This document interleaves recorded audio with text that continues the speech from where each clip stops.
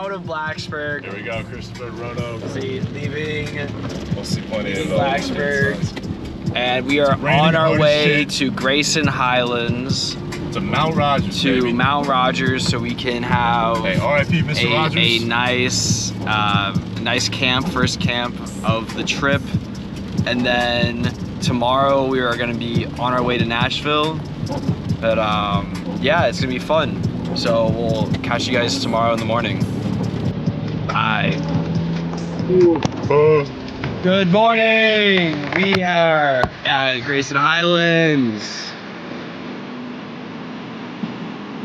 And we have just packed up and we're ready to go to truck stop so we can shower, and then we'll be on our way to Nashville, Tennessee. Tennessee, buddy. Not Nashville, Virginia.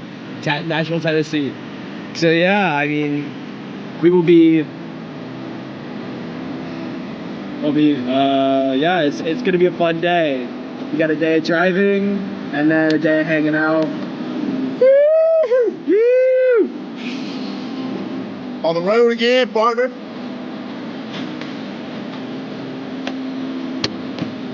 Bye-bye.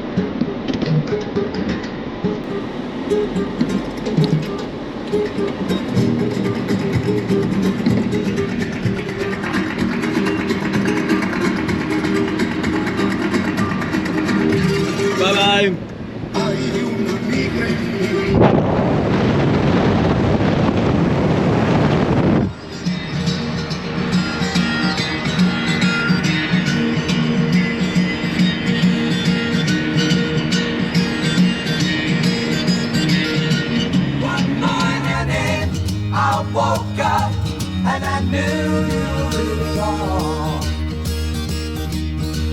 A new day, a new way, and new eyes to see it all.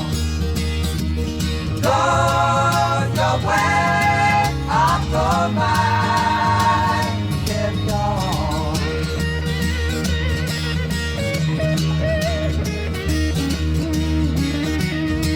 The sky is clearing and the night is bright. The sun, he come, the world is open up. Rejoice, rejoice, we have no choice but to carry on.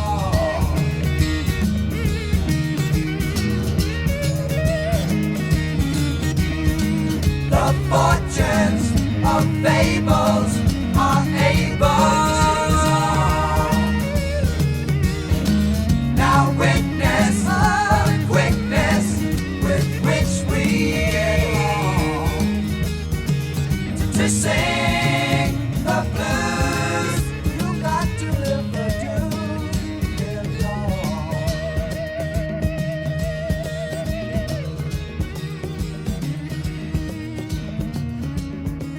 Without his fail, we are in the Quick car. audio test.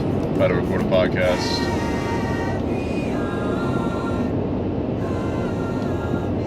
I think the audio's Alright, fine. then hit stop. And then we'll, I know. Alright, what do you want to talk about? you want to pull up the prompt? I have one prompt. Should you disrespect and hate your enemy, or respect and love your enemy? Disrespect and hate your enemy.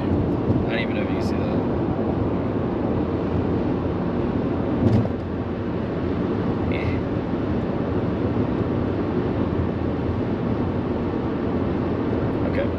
He's Sorry. qualified. Should you disrespect and hate your enemy or respect and love your enemy?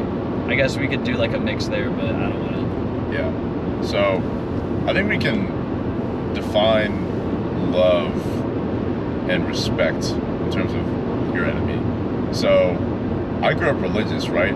And I think I'm not religious anymore. I'm agnostic, but I think the Bible is a good moral code for how to live your life. There's a section called, it's about the Good Samaritan, right? Some parts of the Bible. Yeah, some parts. It's a cherry pick. Yeah, exactly. But the gospel, like the Jesus section, there's a section, on the Good Samaritan. That's kind of a common trope in society now. But basically, love thy neighbor is one of the parts of that passage, and it defines thy neighbor as everybody. So everybody is thy neighbor, and you should treat everybody with, love everybody unconditionally the way that your creator does in that case. So I don't believe in a creator, right? But I still think that kind of love means that you should have empathy for everybody. And I think empathy is synonymous to respect in this sense. So empathy meaning, be able to place yourself in their shoes and understand why they make the decisions they make, and respect how they got there. Even if you disagree with them, respect the fact that there's a reasoning behind that and it's unique to that person, even though you wouldn't make those decisions, and maybe because you have prior experiences that lack, trauma or life experiences that they had that led them to those decisions. So for that reason, I think that there is an argument for respecting and loving your enemy, and those are kind of some of the reasoning behind why I think that.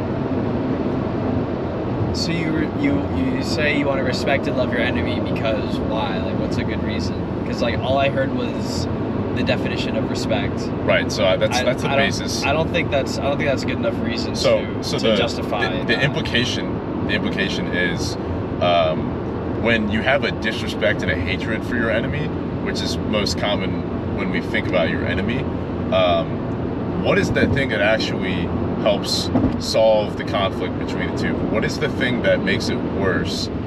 And I think the thing that makes it worse is blind hatred, where you guys are both yelling at each other and neither of you listening to the other side. Even though you may think that you're morally superior, you're not going to get your enemy to get onto your side and prevent that nasty conflict, right?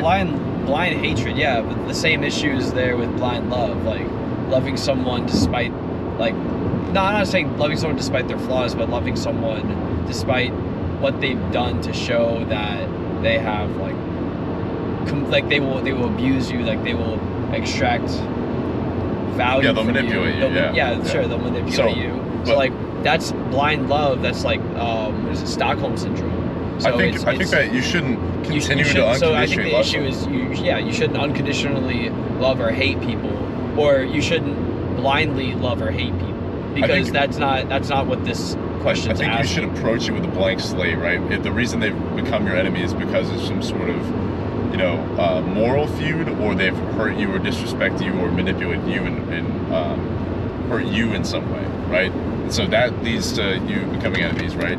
And from that point, you don't have to love them unconditionally, but I think that I substitute love and respect with empathy, and the idea of like knowing why they're doing the things they do and trying to come from a place of understanding before you speak and act. And when you don't do that and you have a blind hatred for the person, you have a disrespect of why they're doing this thing to you, then that leads to ignorant of it. That leads to lack of discourse. You don't know as much about the situation than you think you do. Exactly, and that leads to further conflict. When blindly hating stuff. Well, being blind isn't like, like it's not always a blind hatred.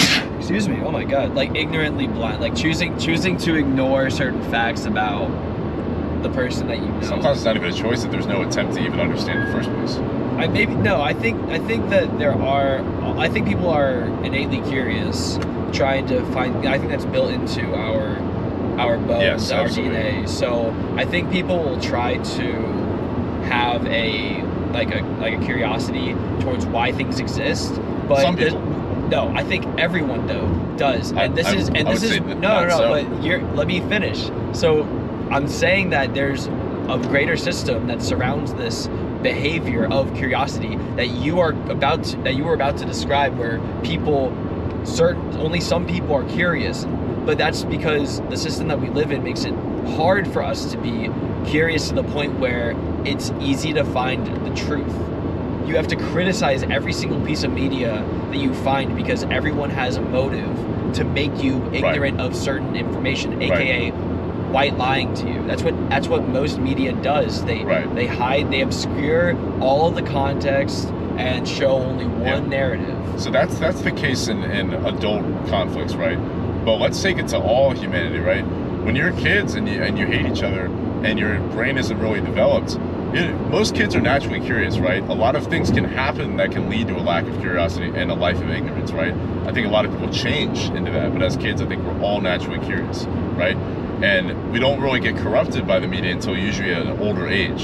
And that's where you see people who are more ignorant. We're talking about the Fox News archetype of stereotype. Yeah, person, like right? the media shapes their parents. Right. So their parents are going to raise them in certain ways. Yeah, that agree with the. Or they come to it ideology. independently, right?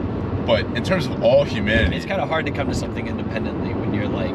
relatively independent. When you're Not raised true. within a household that has that stuff on in the background. Not all households are like that. Mine wasn't like that. I mean, So, but the point is that you come to that more into your adolescent and adult life, right? All humanity is not quite like that all the time. So I'd say ignorance is inherently the opposite of empathy, right?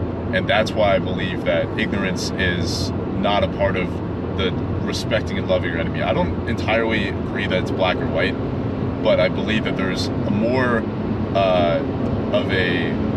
it's more compelling to love and respect your enemy. Empathy and apathy are definitely direct opposites. Yes. Ignorance is I think you said earlier that ignorance is a form of apathy. Yeah, and it's So also I think ignorance is a lack of it's understanding a and part of refusal to that. understand, right?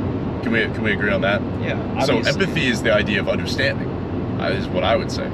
It's emotional intelligence. It's emotionally understanding. Apathy ends up being, like, in practice, indifference, and empathy ends up being in practice like care and concern, and like Not always. care and concern to understand. So like that's so. I think that's one why thing that often empathy leads to. If you don't care and you don't do anything, Yes. that is the exact opposite of being Yeah, concerned. you don't about even it. often practice empathy as a result So of you not being caring. ignorant is a tool of apathy. Yes, So like when it's a when you- byproduct. Yeah, exactly. It's a tool used by like the goal of apathy, which is to be indifferent, to be ignorant. Because to be indifferent is also a form of bliss, because you ignorance is can bliss, you yeah. don't have to have that ability. You don't have to like have that knowledge. So like curse of knowledge makes you think even more. It gives Right. you more like connections in your brain to have a new idea. And so I think that a lot of people just kind of give up, right? They become jaded because of prior life experiences. They become, more averse to empathy because of experiences. A tough experience in your life. I think we've both been through them. You can go one of two paths in this, contrived scenario of you can either go the path of empathy because you've been through a lot, or you can become jaded and have apathy because you but just don't care. I don't think that's a good enough motivation for generally people without the prior experience to like accept this argument. Because in order so at this stage of like the pros and cons, we're talking about here are reasons why people would hate and disrespect their enemy and love and respect their enemy. So the only thing that we've come up as a premise for this so far has been your own experience will determine what you do.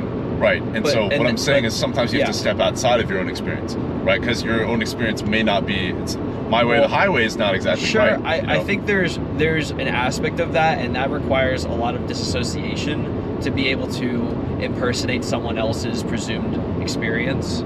or is by- it introspection? I think it's a form of like latching onto your ego, and then you have to take whatever someone's arbitrary ego is, and then make a rational argument and then hopefully that rational argument doesn't have any holes in it. Sometimes rational is not really what it is. I think But empathy. that's the whole point. I've had conversations where we're both disagreeing for hours and hours, and then when you appeal to the emotion aspect and you have empathy for the person, understand why they made the decision. I've actually had people change their mind on issues because they're like, I didn't look at it that way. I had this experience, and so when you try to put yourself in someone else's shoes and understand why do you disagree with me, and then a lot of times they'll come around if you really can connect with them on an emotional level. So I think rational appeal, actually, you're less likely to win a rational argument with somebody who has an irrational argument. You can't appeal to rationale when somebody is coming in with an irrational argument. That's often the case. With people that are pretty well educated and willing to engage in conversation like us, I think that's more likely. But you can also appeal to other contradictions in that person's. You can. That person's belief but set. My point is that I think empathy is actually the most effective thing to solve a dispute or disagreement over an issue. I don't disagree or with that. Of a personal conflict. I'm mainly trying to talk about how right now the premises are literally just. Well, that's what I'm saying is that you should love and respect your enemy because it's more effective. But I think that there's definitely more than just the empathy argument, because the appeal to emotion is, first of all, one of 3 appeals, and right. Second of all, but we're speaking in this black and white prompt. That's what I'm saying.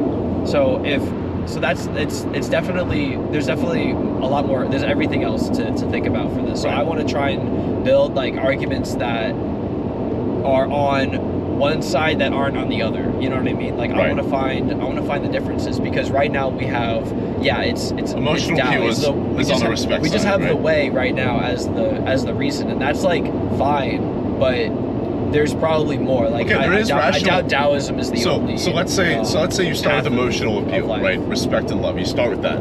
Then you can actually go into the rational argument once you've actually connected with the person and solved the emotional dispute. Personal conflicts are often tinged with emotion, right? So once you break down the emotional barrier and understand each other as human beings and you connect with each other, then the rational argument can actually take hold. And then the other appeals that you're talking about can take hold. But I think that the one thing that is preventing, the one thing in this prompt that is a common denominator is empathy. And I think that the disrespect lacks the empathy and is why you should love and respect your enemy in this contrived scenario.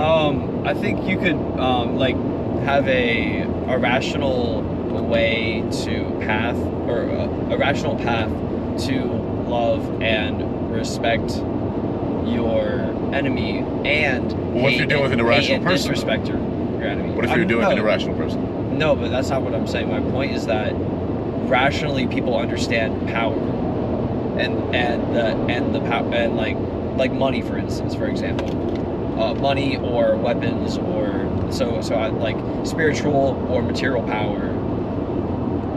People generally understand that if they've seen it before.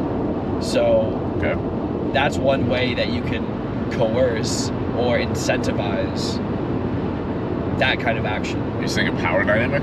Yeah, a power dynamic. So not you're saying you have necessarily to have power over your enemy too? No, I'm not. I'm not understanding where the power dynamic fits into this. Power can be found in many ways. Like, sure, money, also the environment or the available tools, and then the calculus that you can do within that kind of situation. Say for a state, for example, you have certain systems that are set up within the state, certain types of infrastructure that allow for productive activity, I guess. And that kind of stuff can incentivize people to act in certain ways. And that can be good or bad.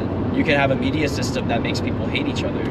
Okay. Or you could have like I don't know, like in-person spaces pre-built by the state that allow people to have conversation and productive spaces to build things. So you think that the state building a area of resolving disputes would actually result in anything effective? Well, I think that's one of the least likely things for people to trust. I think it's the built environment that's more important. You don't need a state for that to exist. I'm using it as an example, first of all. Right. It's not the end-all be-all. Right. So let me be clear. Okay. It's the built environment that fosters these types of connections that allow empathy to run wild. Or, hey, to run wild. So you Apathy think that to there run needs to be a wild. system for this? It exists What about a within person? So our. you think that there needs to be a system to solve a personal conflict? It's an idea of spaces to live in, ideas of spaces to work in. And, I should disagree that there has to be a system for this. well, because you can't. Okay, so the system that we okay, live on a in widespread right now, scale, you're right. On a the widespread system scale, that we you're live right. in right now, the only places that you can really go and socialize Yeah. consistently So, are bars. Well, but okay, so the prompt was, is it better to love and Well, respect your yeah. enemy? But now we're talking about like. I'm actually wanting to stick to. arguments for and against why you should or shouldn't. So I'm bringing up that there's a way that the built environment and how So how we live within- methodologies in this sense is less important in my it's eyes. not just empathy that is important. It's how that empathy is used. Yeah. Because there's empathy that is knowledgeable, that is worth it, or that is seen as good, that people can agree on. But what you do with that empathy is way more important than the understanding. Yeah. Because like I can understand people that I potentially exploited, Yeah. but that doesn't mean I have to do anything. No, it doesn't. It just means care and concern, but that is not But what it's not it care and actually concern, is. though. Because love, I mean, that's the thing. Is like Concern and- people concern will is see sympathy. concern and sympathy. Concern, no, sympathy and but empathy are two different they- things. I get what you're saying. Yeah. You can feel how you are with someone, and then feel like you can feel how someone is, and understand that there's feelings, or you can feel bad for them. Which is And- sympathy, yeah. But none of those things imply material change. None of those things imply I have to do something. Sure. And that comes with like solidarity with them, knowing that their conditions could be yours, Knowing the and then working the change to of make action sure and the change of behavior. that we have those systems. The in change of place. behavior, right, that you're talking about, that doesn't mean you have to do anything. That's the last step of solving the conflict, right? My point is that this question is asking love and respect versus disrespect. So love and respect, if that opens the door, disrespect does not. So I think that we can firmly agree that if it opens the door and is more effective. Hey y'all, we're in Nashville. Update: James just threw out portable charger in his iPhone cable. So he's totally smart. He definitely has a bachelor's degree in cognitive neuroscience. And fucking bitches to get money. Okay, yeah, okay. It's so loud. The cicadas everywhere, and you can see a bunch of dead cicadas just like on the floor. So that's nice. So we're gonna go to some hot chicken place. We're gonna get some food, and then we'll be around the city until late tonight, right? Yeah. So I'll update with more videos. Bye. Oh, yum. Oh, yum. Oh, yum. Oh, yum. Yum. We're about to munch. Bye-bye. We just demolished that shit. I'm fucking dying here. And I need water. I'm dying here. No, bro, I'm on my way home. Oh, really? And I was like, dude, I gotta stop by Hattie B's. Dude, look at my... What up, baby? Dude, that's actually so cool, bro. Yeah, but dude, the show was fucking stacked. Really? Oh yeah. A lot of competition? Oh yeah, I ended up taking 4th in my class. But it was like, dude, I was the youngest by, dude, the dude was, I think the youngest dude besides me was 30. Wow. So. Hey, you're up and coming. Oh yeah, Hey, for sure. So. Okay. Out. Y'all, we just found a fruit bush in the middle of not in the middle, just like in the suburb of Nashville. It's called Serviceberry, and it is delicious. It's like a blueberry, but it's not. Anyway. It's like a blueberry and raspberry combo. Oh, and there's more. Look, they lined the. You see, they lined the thing. Yeah. Let's go. This is what we need. We need more stuff like this in our cities. Yo, we go up to Yellowstone and get some boysenberries. Boysenberries. Yeah, dude. We get boysenberry pie. Yum. We'll look forward to that.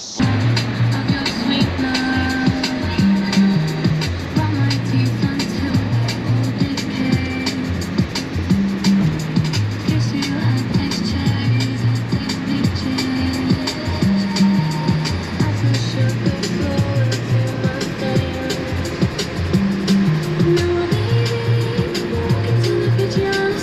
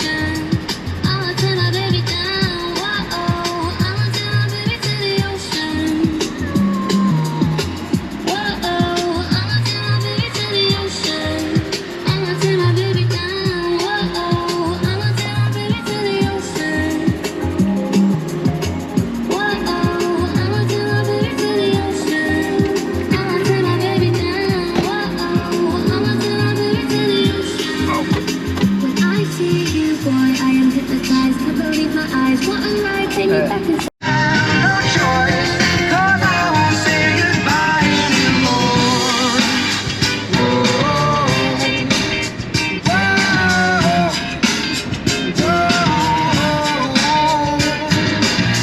I tried my best to feed her appetite, keep her coming every night. So hard to keep her satisfied. Kept playing love like it was just a game, pretending to feel the same. Turn around and leave again. But this love has taken its toll on me. She said goodbye too many times before.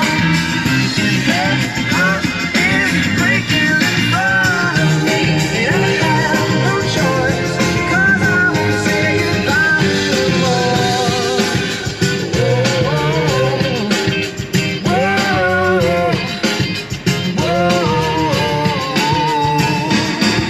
I'll fix these broken things, repair your broken wings, and make sure everything's alright. It's alright. My pressure on your hips. It's pretty cool.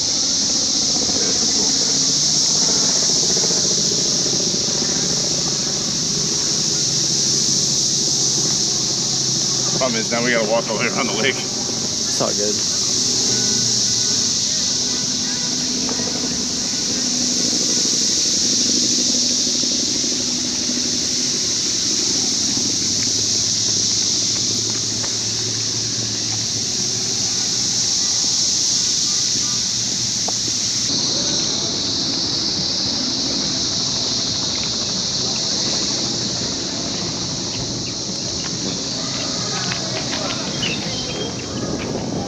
I feel so Greek right now.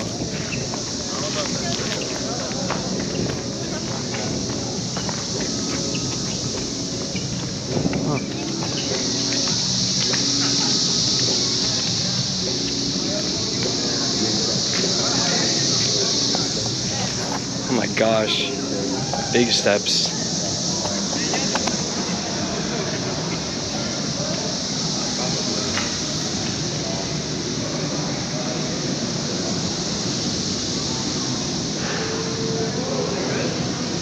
Okay, let's see down the side.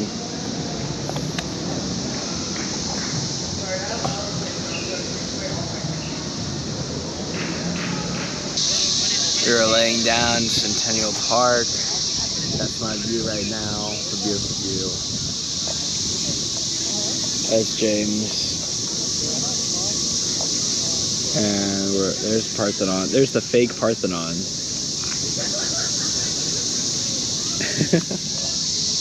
This view is so nice though. Good to see the cicadas running around.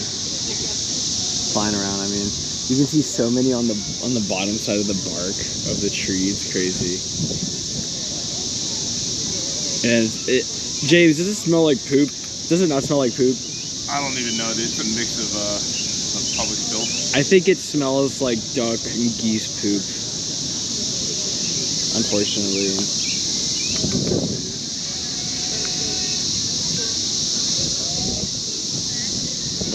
Yeah.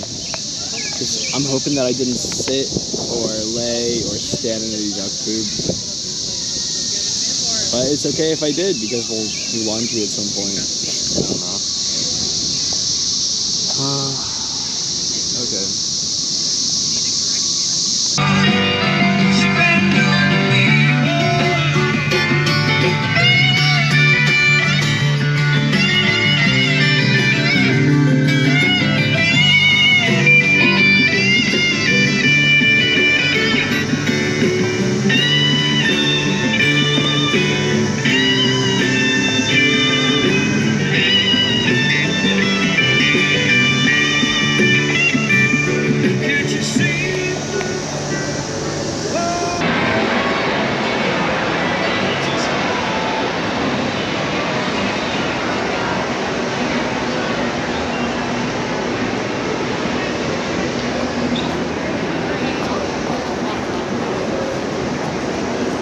Nashville, baby.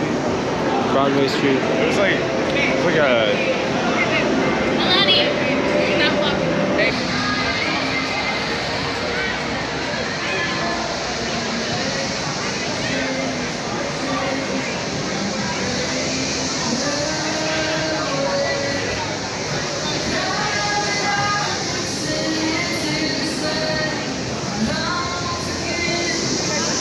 pretty dope. There's live music right behind us.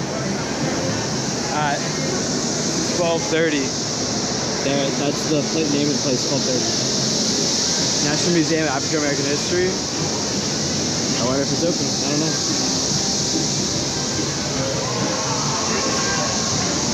I got plowed. See a party trolley? Nice. That's pretty sick.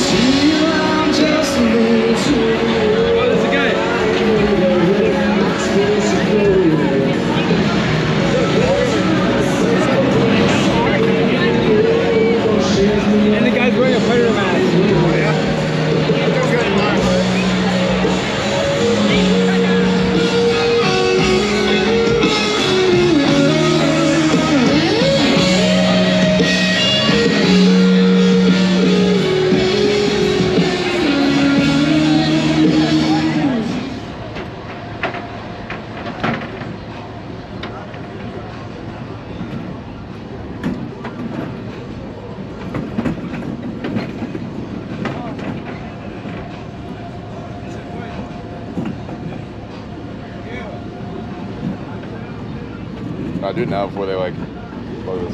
I'm literally recording you.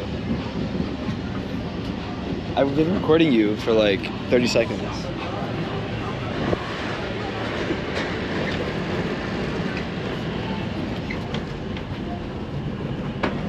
Oh wait, this is nice. Hey, I got Hey, what's up? yourself? Yeah. Alright. Show look like.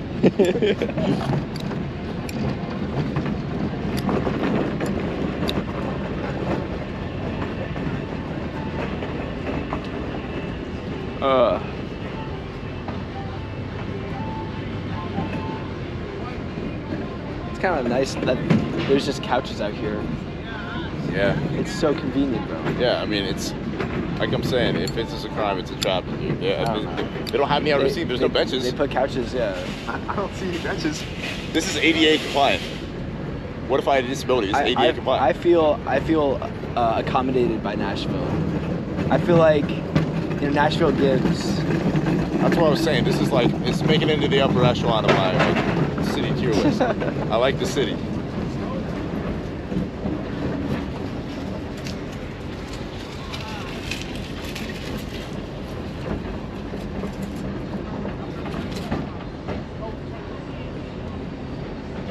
See, like Seattle, I really liked the things in the city, but the interactions I had with people, I was in a rougher part of town to be fair, but like even like the people at the dispensaries were just like not very friendly and shit. Like so that I do rank based on like the people I interacted with, and like everybody in Nashville has good vibes. Y'all have funny shirts.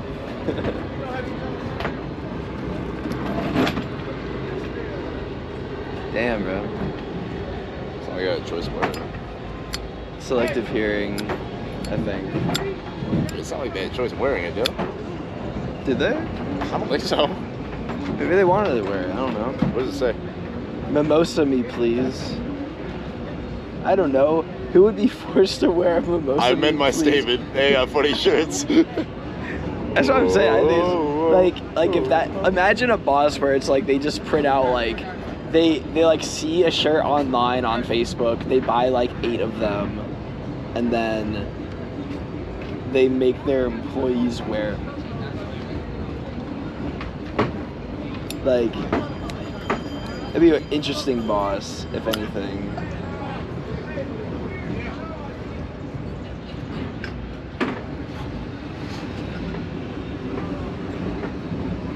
Someone's playing like EDM. Yeah, no, they're playing. Oh, oh, oh, oh.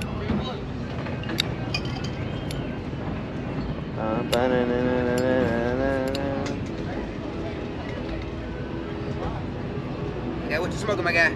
A cigarette, you want one? A cigarette? Yeah, it's hand rolled. Nice shirt. That's weed. Take a puff. It's definitely not weed. Take a puff. If it was It don't weed, smell like if it sock. was weed, I'd be smoking it. I swear. Nah, it's rolling papers, but it's tobacco. It's definitely not weed. I swear. You can smell it, you can puff it. I wish it was weed. I would be It smoking is it. tobacco. Take a drip, take a rip. It's American Spirit tobacco. It looks like a joint though. It do, because it's rolling papers. It's not pull. Oh, there It's tobacco. Light it up. We're on a road trip, man. You gotta have the smokes. Light it up. Light it up.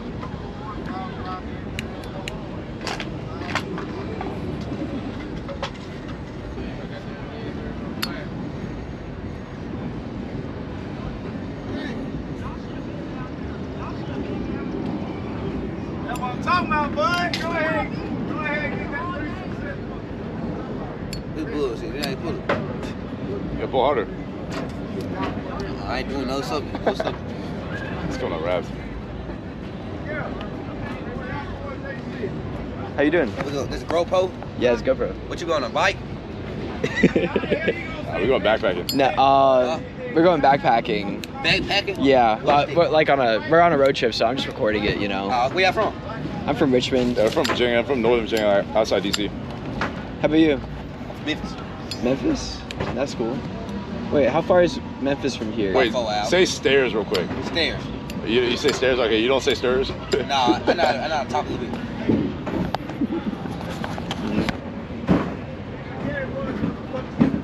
Just a little bit. I know to talk just a little bit, man. Just a little bit. Yeah, I feel you. That deep Memphis accent, that's just strong. I got a little Memphis accent. It just I can't do it on purpose. I gotta just be talking to you kids. Yeah, I can't prompt you. How you end up here? This. Are you in like a moving company? Like what is? Now it? we had a little festival. Oh, you're part of the festival. We had a Okay. little festival. They had a little festival going on. It was blocked off and everything. We began Was it trying- like EDM? Huh? Was it EDM? What kind Mimosa. of? Oh, it's just a mimosa fest. Oh, okay. That's funny. Don't need nothing else, just Do mimosas. you like mimosas? Nah, I don't drink. I don't like. I taste like beer. Just Yeah, I only like beer, and well, I mainly like beer? smoke. I only like beer. You would taste. You would like. You would taste like beer. I mean, don't like he's it. Irish as fuck. You I'm need to Irish. one more time. Yeah. You said I'm Irish. Like, he is. I'm he Irish. is. You Irish. I'm Irish. Nah, we can tell. Like obviously, I guess. No, I'm Irish descendant. I'm not Irish. What's the kind of tobacco this is? American Spirit. You can pick out tobacco to smoke. Yeah, you can buy it from like a head shop, like a. Why? Because I got a it's cigarette. way cheaper, bro. I'm not a cigarette. Pack of 6 is like $8.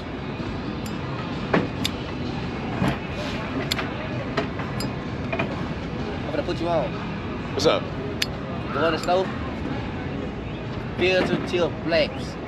Filter tip blacks? Filter tip blacks. Like Black and Mild? Yeah. Nah, Black and Mild's trash tobacco, No, man. I'm telling you. Nah, dude. If you like to be hit hard, get the sweet. If you like regular. It's not good tobacco, man. I'm not a big Black and Mild fan. I smoke blunts with Black and Mild, but I'm not gonna smoke like just tobacco with Black You and smoke Mild. blunts? If somebody gonna roll a Black and Mild, then I'll smoke it. But You smoke spice? Like weed and tobacco? yeah, no, that's a spliff.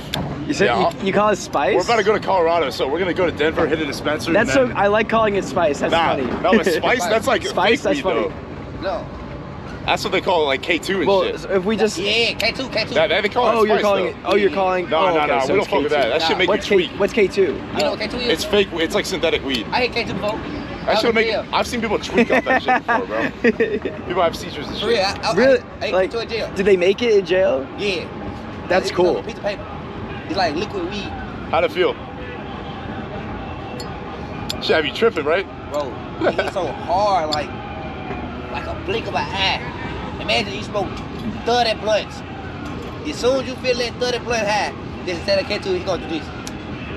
You gonna open your eyes like, damn! You just start going. You see people tweak off it or no? You not tweak? You see people tweak off it though? Because I've heard a lot of people tweak Have I off it. seen people tweak off it? Yeah. Alright, look. That first time I seen the get K2, I was in jail the first time though, hear me? I ain't tried the first time, I tried about 6 times I to get out, hear me? I saw a nigga, he on his bunk, he looking at the door like the door far. He got his arm out like he reaching for the door, right? Yeah. Whoa. But how he looking at through the, it's a glass through the door, so I see him. I'm looking at him, but how he looking through the door like the door ain't as close as he thinks, so he just reaching for that motherfucker. Like 5 feet away or some shit. Like no, 10 feet away. But he right there by Oh, him, he just like man. this, just stuck. And it was fucking spaced out, damn. I felt like I was too mad when I got out that K2 though.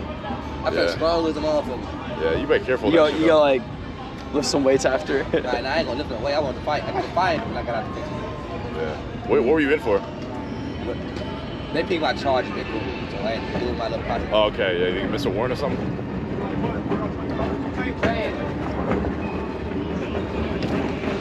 They want to rush me now, you hear me? Yeah, I feel you. Shit, right. Alright. Watch my shit. Oh yeah, okay. Trying to roll? Not yet. We need to watch this. We need to watch this stuff. I don't know. I want to ask their names. I'm with it. But we can't roll if you want. But I'm just trying to get another beer, hit old red, listen Yeah. to some music. And then, yeah, 'cause we got what? What time is it? it's I think it's past 8. Yeah, it's 8. So we got another like hour and a half before we make our way to the park garage. Yeah.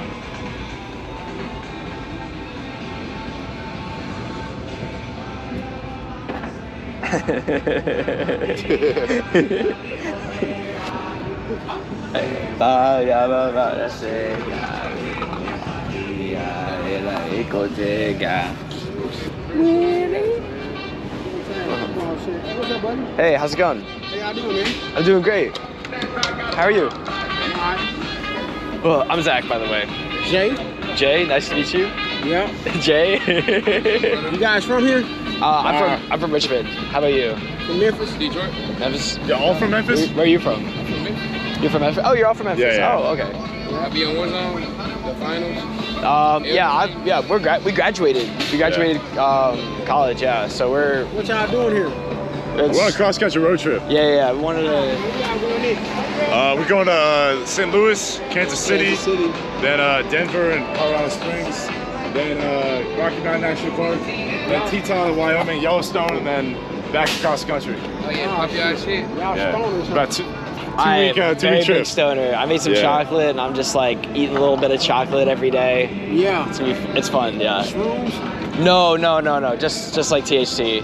If we had some, we'd probably be out. No cocaine? I dabble. Not on me, but I dabble. I got some for sure. Ooh, I I'm appreciate sorry it. about I that, appreciate it. Nah, you're so close. You Yeah, almost be got careful with that shit, us. man. Yeah. What you say?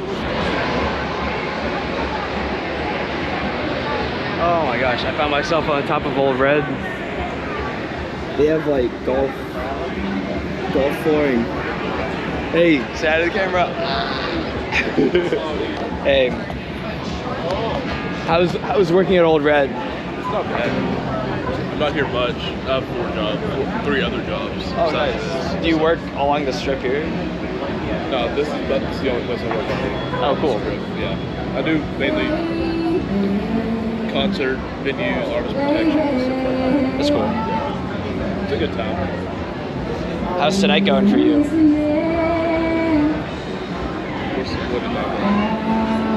So far, so good. That's good. That's good. It's so boring, but boring is good in this line of work.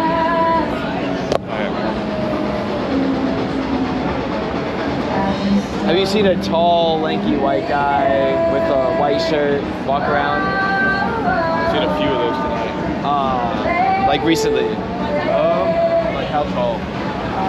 I guess taller than me. Maybe this tall, maybe this. I don't know, somewhere I right saw here. one earlier. Okay. Well, I'm trying to find him. All right, I appreciate it, man. Yes, sir. Have a good one. I'm Zach. What? Pete. Pete? Yes, sir. Nice to meet you. When you say you need me, no, I need you more. Boy, I adore you.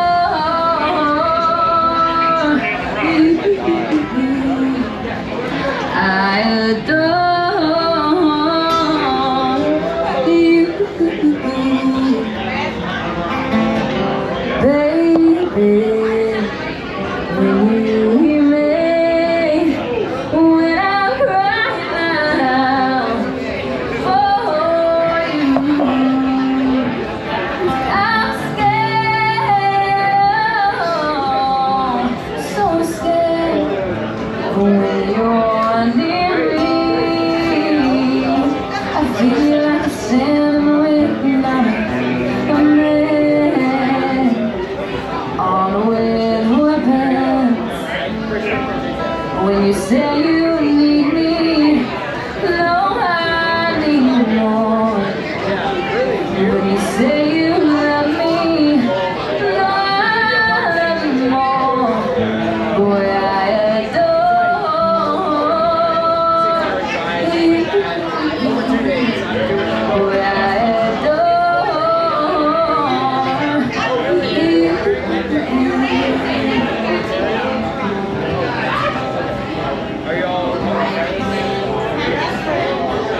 Boy, I adore you. I adore you. When you say you love me, no, I love you more. When you say you need me, no, I need you more. Boy, I adore you. Boy, I adore you.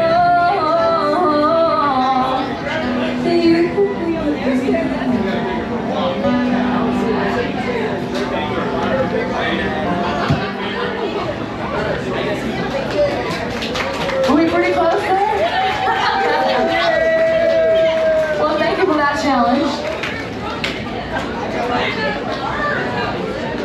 I still need to find him. It's been great. It's been great meeting y'all.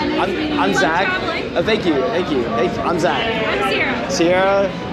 Olivia. Nice to meet y'all. Y'all have a good one. Thank you. I will. Yo, James. I'm at the bar on the top of the roof. All right. Wait. Okay. No. I'm coming down. All right. Bye. James just came down from the roof. So I met Sierra and Olivia, and I met Preston, and I met Darian and Jay. I didn't get the other guy's name. So met a bunch of people today. No, like just met them, you know. But yeah, this is fun. I'm having a lot of fun.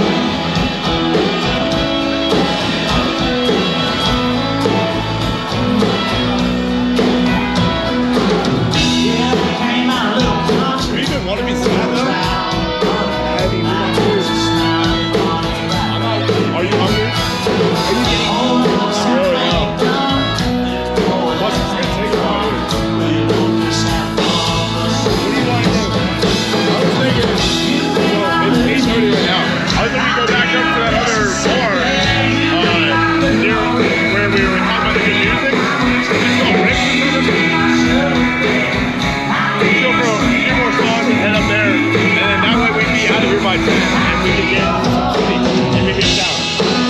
That sounds good. And we can get food on the way out of time. I feel like it's gonna take too long to get food. Plus, it may be more expensive. Yeah, it's gonna be really expensive.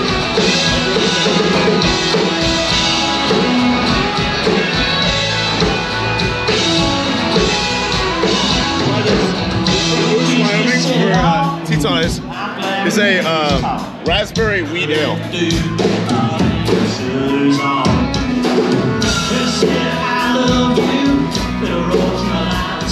Not bad. It's not bad. I like the mango one better, but it's pretty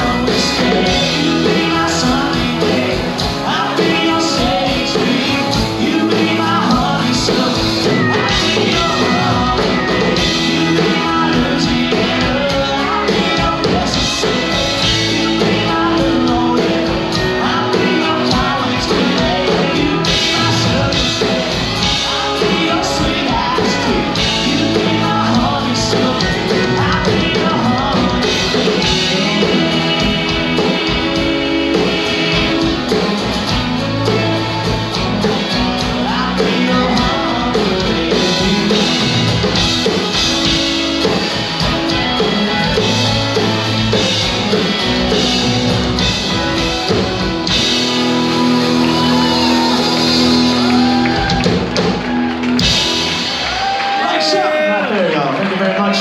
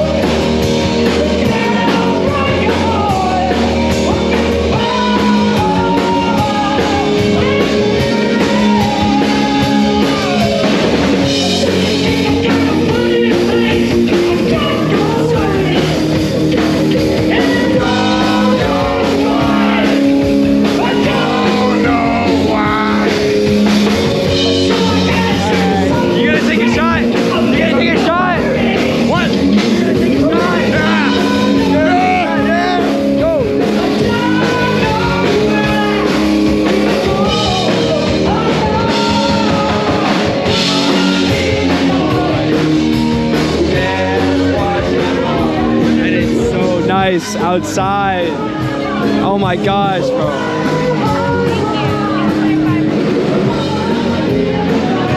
We were just over there like 2 hours ago.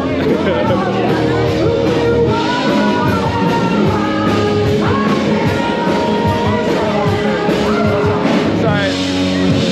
Alright, I'm gonna stop recording.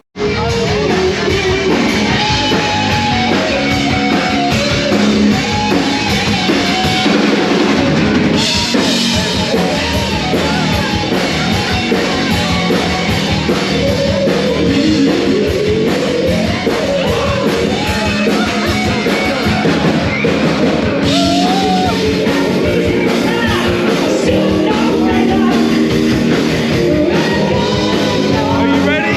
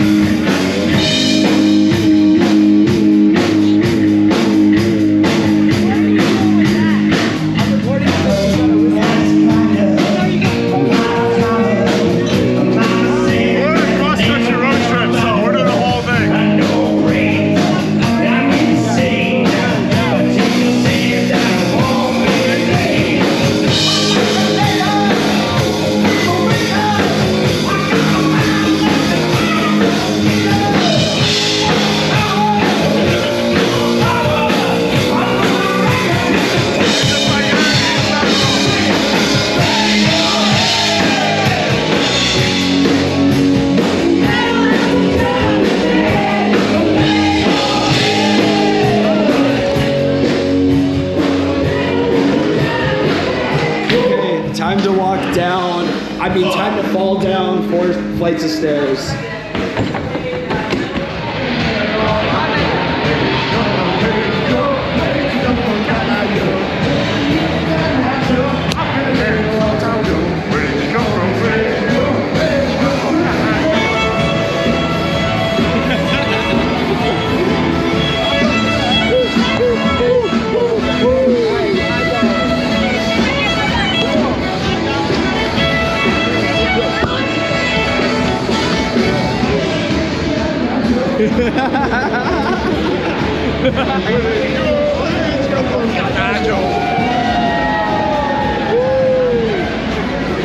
I like how we hit the.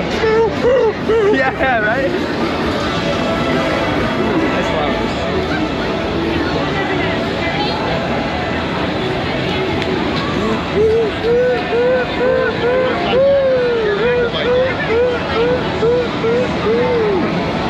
Okay, we went into the top of Jason Aldear's. No, we went to the top of Luke Bryan's.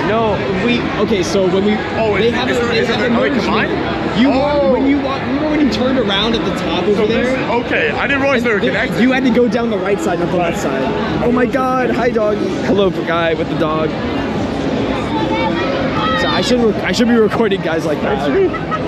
Hey yo, weed! They have weed! Mobile dispensary! I didn't know they had recreation here. Betty's boots. It's probably like decriminalized. Nah, it's like illegal. No, it's fine. By the way, it's Virginia, it's legal.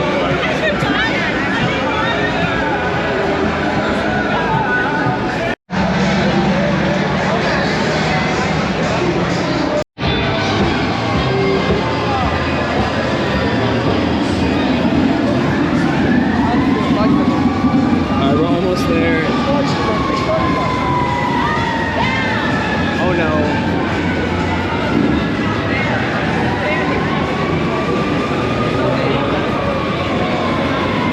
Go back down. Mellow Mushroom goes hard, honestly. They're playing some crazy stuff.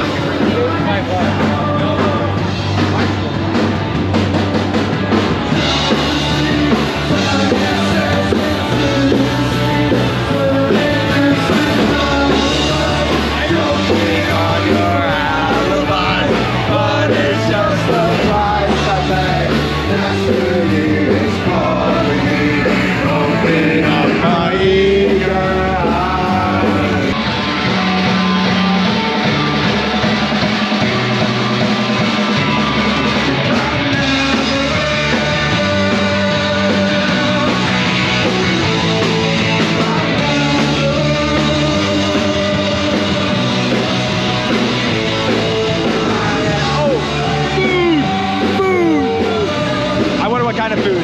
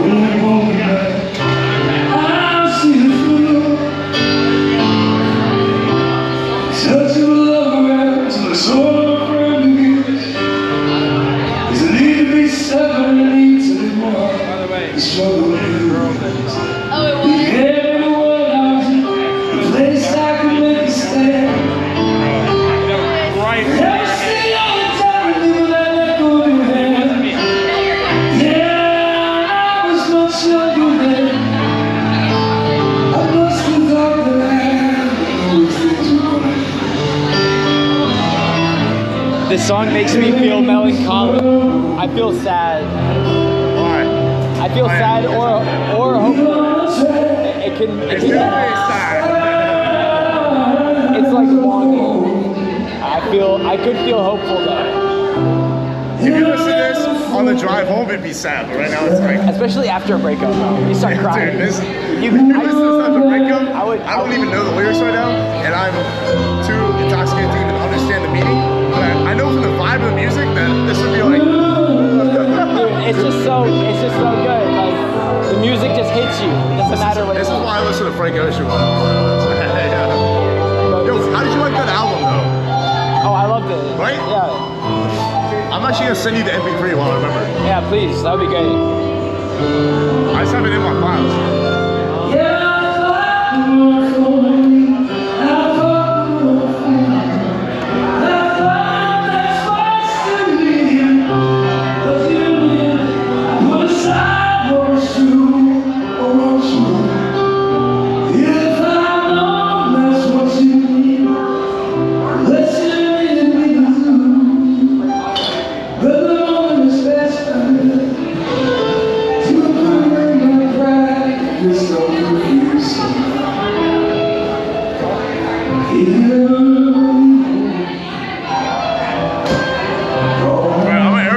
Turn your ears up on.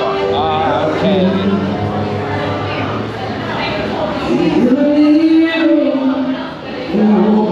You said it?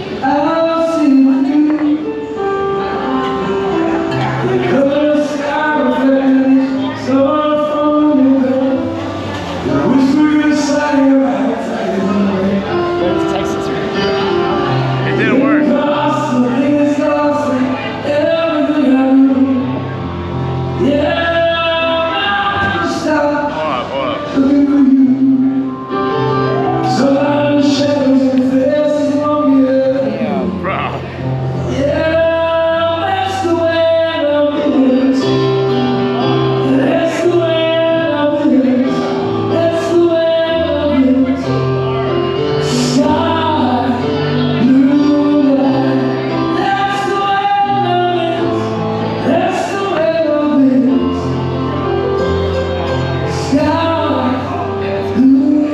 Don't do it. What? Just wait. Just send it to me later. You don't have to do it now.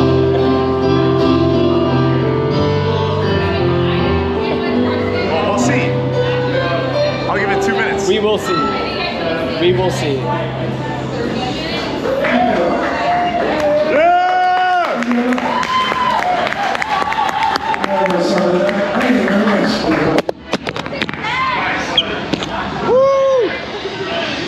Nobody saw it. Nobody saw it.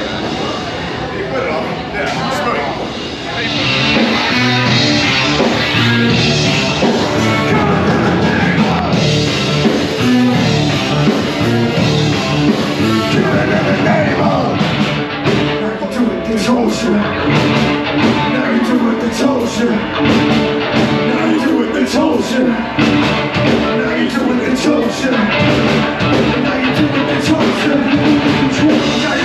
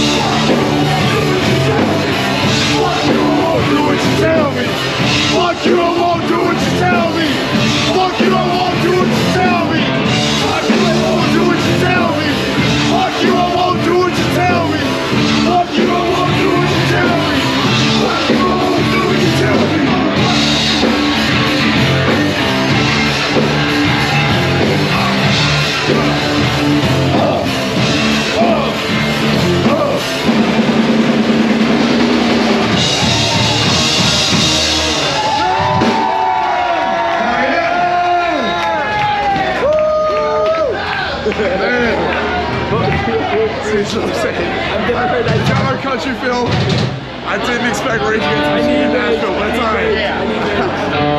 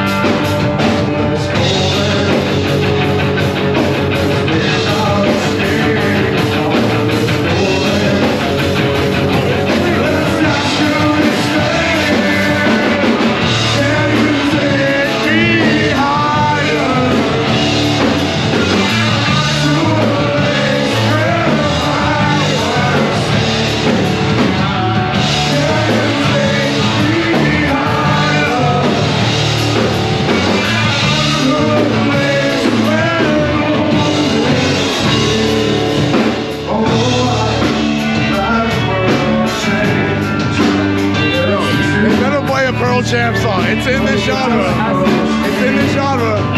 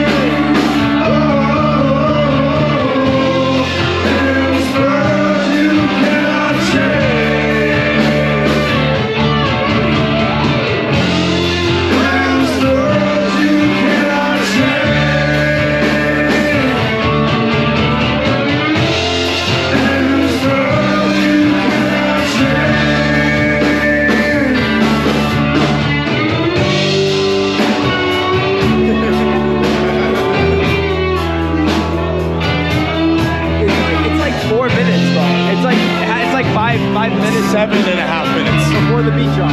Oh, for the beach job, yeah. 4 glorious minutes.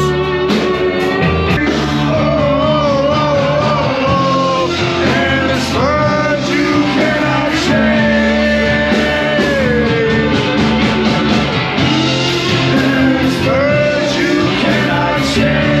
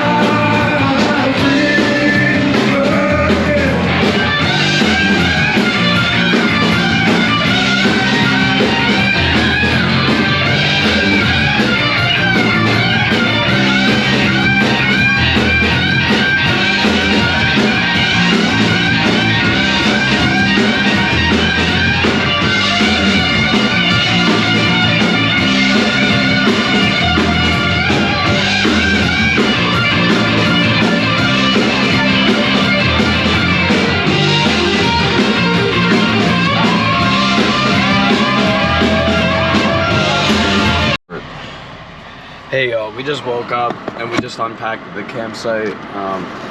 This is day 3, I guess. This is the campsite.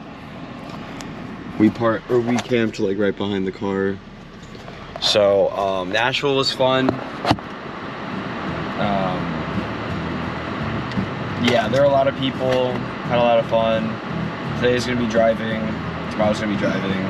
But we will get. We're getting barbecue, brisket all day. Brisket and barbecue. And Kansas City and St. Louis.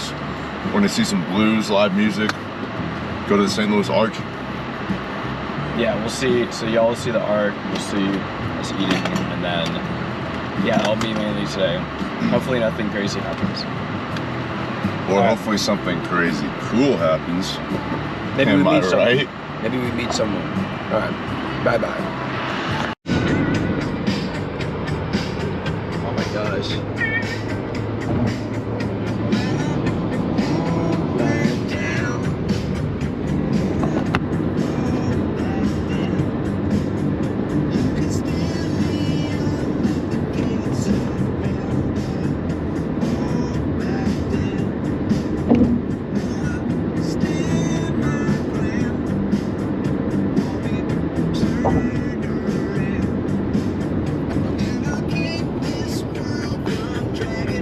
That's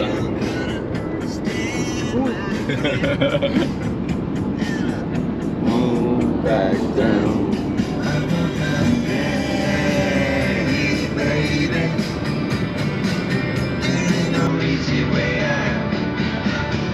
Yeah.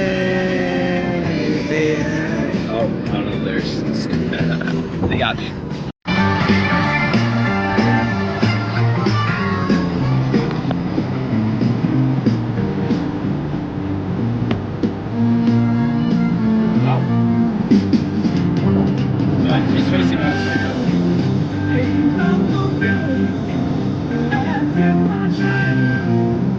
Ohio, Ohio, Ohio.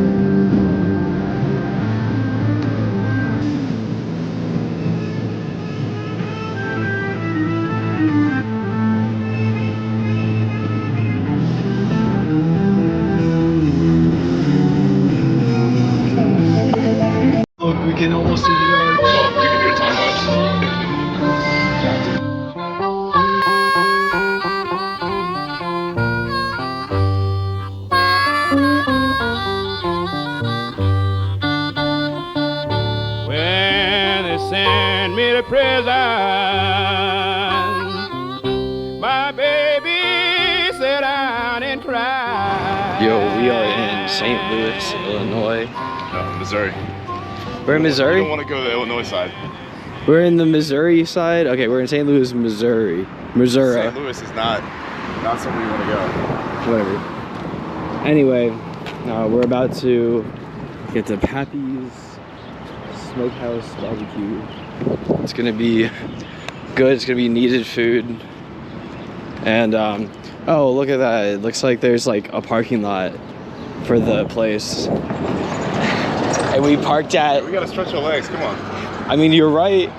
It's just always funny how we would park like a mile away from every destination in the city just so we could like walk around.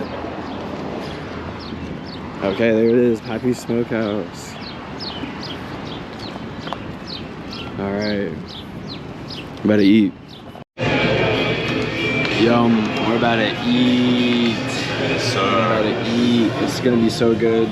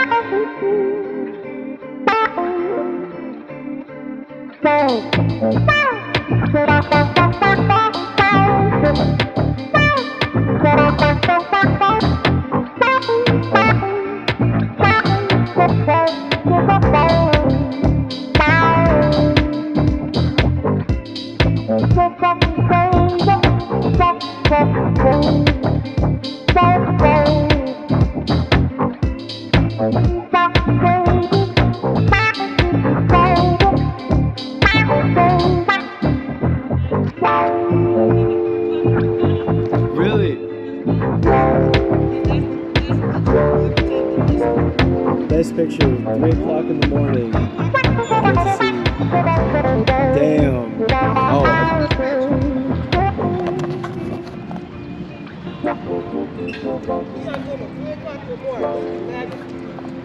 Let's see. Thank you. Saved my life. When I say this is magical, this is what I do. Take pictures down here. When I say this is magical, this shit is magical. I'm about to open something up the street too, so make sure y'all come to my stuff too. I'm gonna have. Oh, when? Where? When? Right up the street, on the left-hand side, by the barber shop up there. By the barber shop? Mm-hmm. What's your name? Mo. Mo? I'm Zach. Hi, Zach. Nice to meet you. You too. Yeah. Well, we usually be down here selling food. Me and him, we sell food down here with our trucks. Oh, nice. Here you come. I just want to show you something. No, I was telling them here you come. What do you make? What kind of food do you like to make? What kind of what? What kind of food? Well, I do hot dogs, Polish sausage, nachos. Yum. I love that shit. I do soul food. Oh, yeah? Yeah, I do fried chicken and macaroni and cheese. And I love me a good mac. oh, man, mine's delicious. They know me down here, but I'm about to open up one down there, take the business down here. Oh, please do. Oh, I am, because I'm like, you can't even go in and you see what I'm eating, some pizza, because we just met down here. Mm-hmm. Damn, I got so many damn pictures. I want to give them to you so before you go in. This is what you look forward to seeing. I'm totally. How are you? Hey, I'm good. How are y'all? Mo. I know who you are. How about? Hi, baby. Shut up, Mo. What you been doing? Trying to hide and trying to get Michelle was supposed to come down here. Oh. So she's coming later though in the month. Well, that's what I be seeing her pictures on there. I'm like, dang, I hope she comes down here. I got a building up there that I'm getting. I'm waiting for them to sign the contract since the What city. you gonna be doing? Jazz and food, soul food.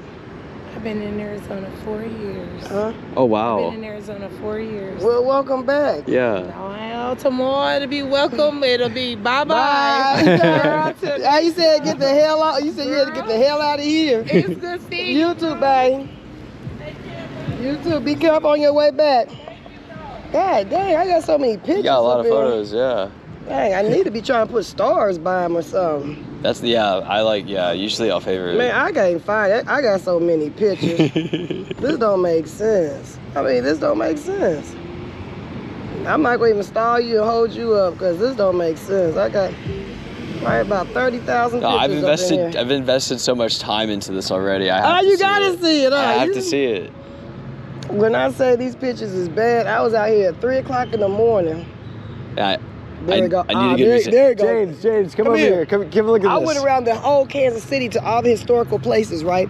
I got Arthur Bryant. Now this is don't go back. How you go back? Just like tap. Fuck. No. You go back. Go to albums. Yeah. Oh, woo! Thank you. And then you can like tap. Yeah. Okay, look. When I tell you, this is where I started. I woke up at 3 o'clock in the morning. Now, look, Oh my gosh. We want to show. I'm sorry. When I say this stuff is beautiful, this is what you see at night. This is what you see at nighttime. Oh wow. This is up this street. This is up this street right here. No one's there. Nobody's here. This is right here. No. This is right here. Yeah, this is right here. But I'm looking this way. Yeah. See, look at just how it is at nighttime. Do something. I don't want to lose it. Nope. Oh my god. Oh no. Oh, It can't be photos. Oh God, go back. Yeah. Oh, thank you, Jesus. When I say this is beautiful, just to be standing in the middle of the street at 3 in the morning, people like, you wasn't scared? No, you ain't seen nothing yet. That's that wall right there. Then this. That's the call paper. I love the string lights. Now look at that. Oh, no, that's nice. I'm just gonna zoom in. It's gonna get clearer. Watch this. It's not clear yet. Hold on. Watch this. It's about to get clear. Watch how clear this shit is. They're like, Mo, you can see. Ooh. Oh, yeah. Oh, Mo, I can see the whole thing. When you in the middle of the street, just like this at nighttime. Just like, bro, let me do like a comparison. Can you see it? And if you got a phone number, I'll send these to you. Oh yeah, sweet. Look. Right, I'm gonna stop recording. Where's your fucking animosity coming from?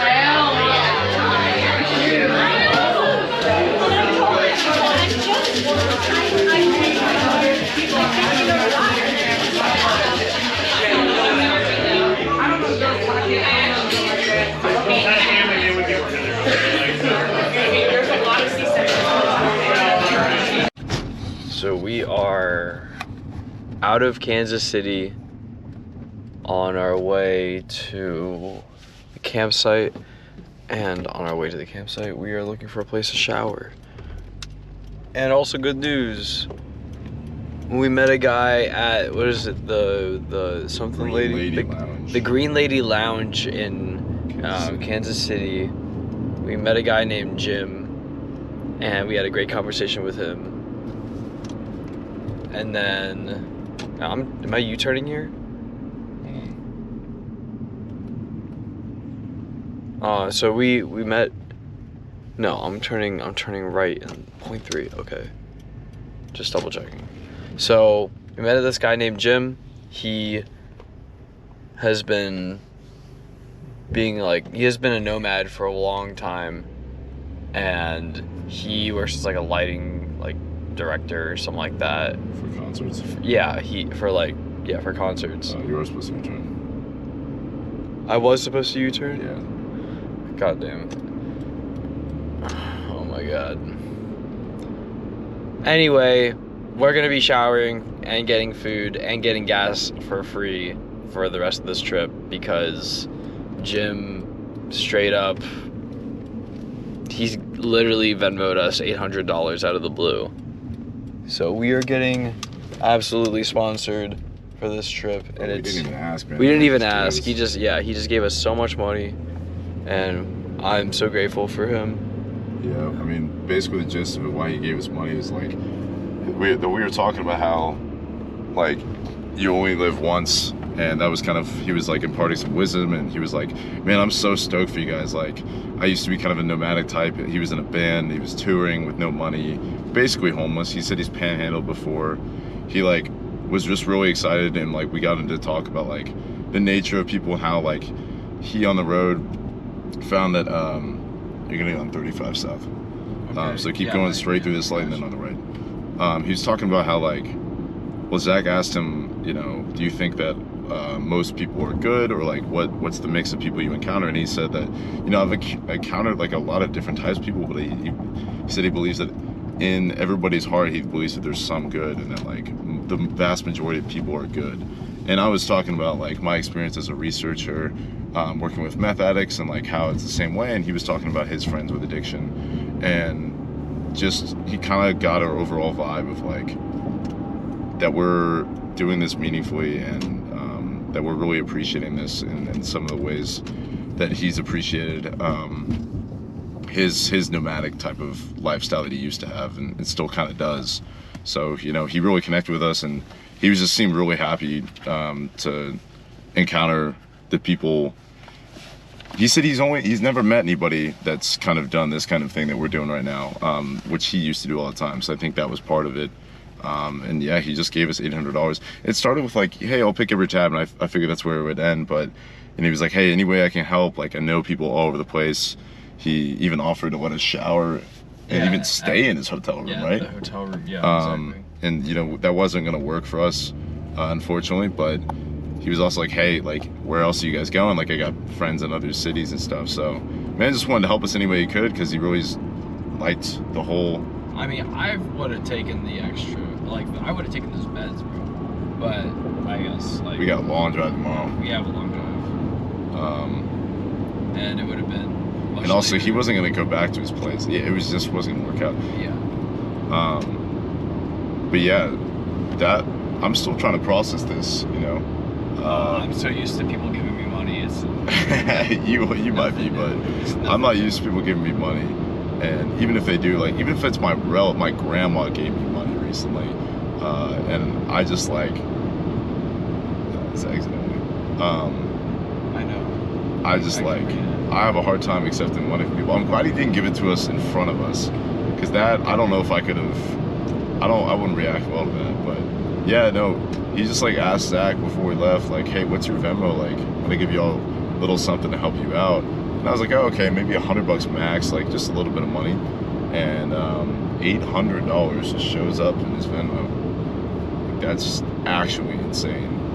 And hey, Jim, if you're watching this, we should send this to Jim. I'll send when we a make YouTube video. Yeah, when we make it, we'll send this out to you. We really appreciate you, and you're gonna see all the fruits of your labor of, you know, just our adventure and kind of the message behind it, and some of the things we discuss, and kind of our whole essence and part of that story that you liked so much. You gave us $800, man. Like, we really appreciate that. All right, yeah. All right, enough of James yapping. All right, I'll see y'all tomorrow. Bye-bye. All right, so we have been driving in Kansas all day. I've been driving for. It's only been like 3 hours, 2-3 hours. Yeah, it's been 6 hours, 53 minutes left to go. So I was driving for like 4-ish, right? Yeah, about like 4 three and a half, something like that. I don't know, it doesn't matter. And then yeah, so we're driving across Kansas right now, and it's been interesting. The one thing I like about Kansas is how much it looks like Ireland, because at least the beginning part of where we were, it's like rolling hills. Just rolling hills, and you can totally see how it's just like we're getting down to a lower elevation, where like, especially because this area used to be a prehistoric sea, so like there was water that just was meters above our heads. That's why I found a lot of fossils around here. Yeah, and yeah, a lot of Same with dinosaurs. South Dakota. So it's pretty interesting to see how development takes place in you know the absence of all this water. But I really like it here. It's boring as hell, but I think we even got to the boring part. So that was like close to Missouri. That part was kind of more interesting. Oh, we'll see how this part of Kansas is. But we're about to enter like central Kansas pretty soon. It's gonna be interesting. Yeah, like right now.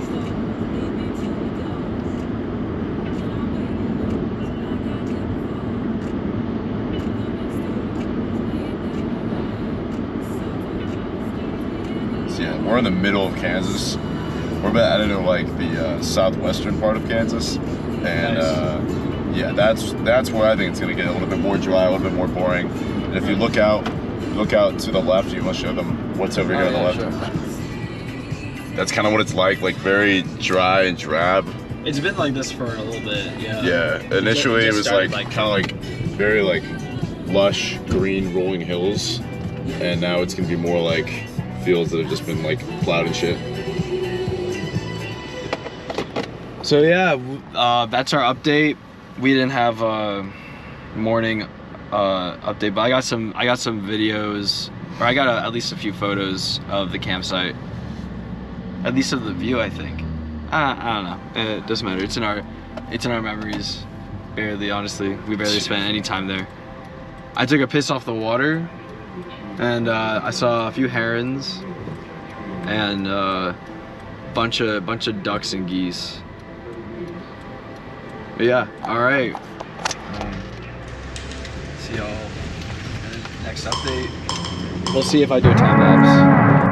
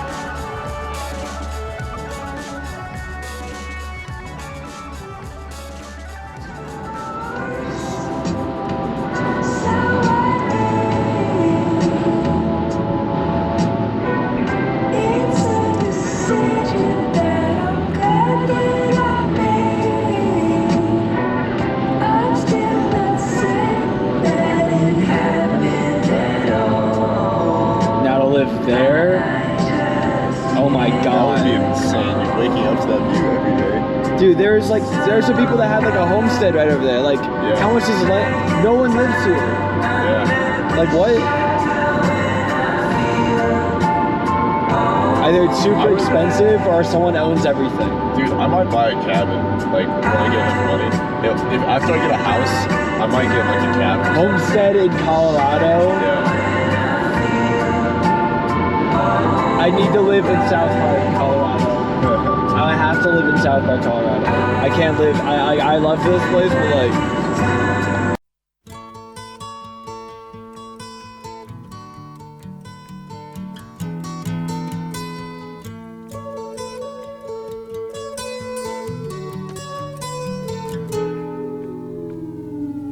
Here comes the sun, here comes the sun, I say it's alright. Little darling, it's been a long, cold, lonely winter. Little darling, it feels like years since it's been here. Here comes the sun. Here comes the sun, I say it's alright.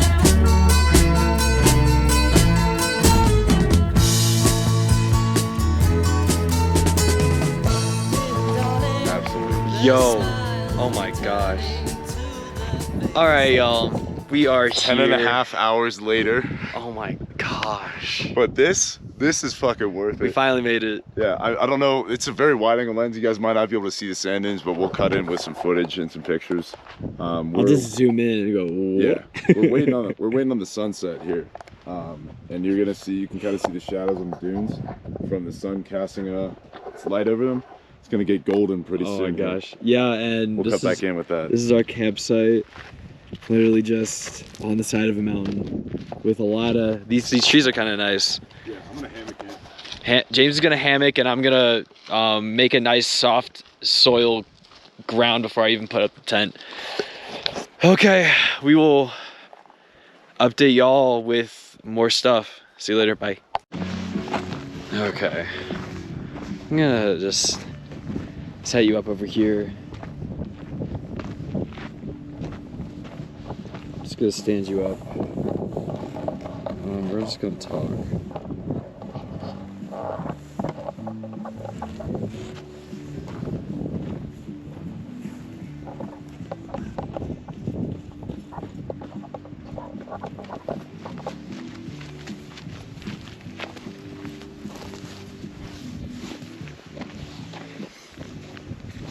James, you should leave your phone at the speaker. Or not. It's better when it's quiet.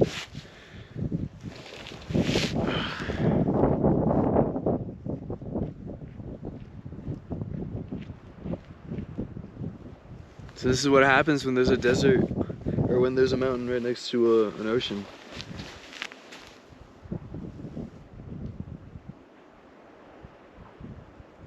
These clouds coming from the ocean drop all their water and snow on that mountaintop up there. And you just pass right by.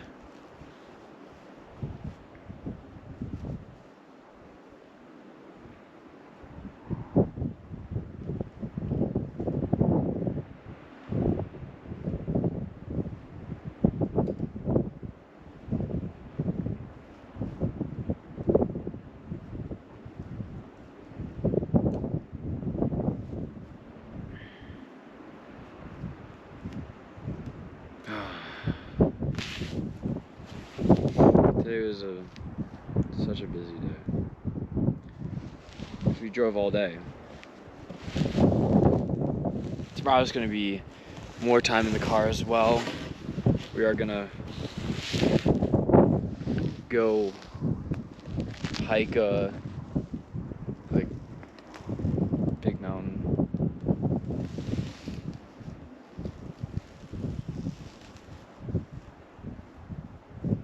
James is setting up his camera so we can get a nice shot of the sunset. But the sun is not setting yet, and I don't want to go over there until it is.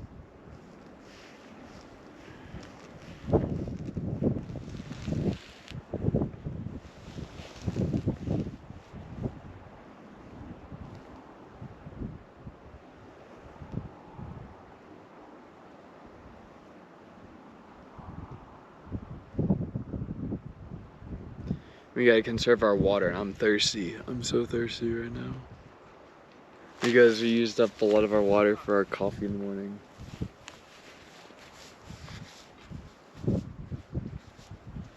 I forgot my battery.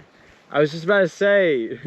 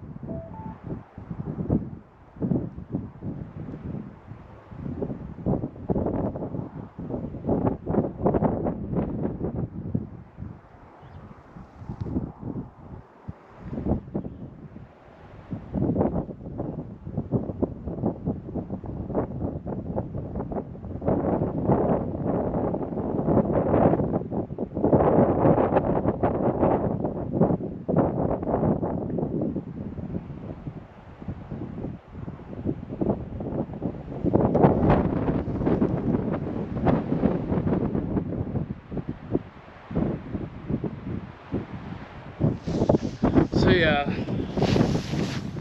I'm just excited to get through everything because it's a lot, and honestly, it's been really fun. I mean, I am really excited to sleep and lay down.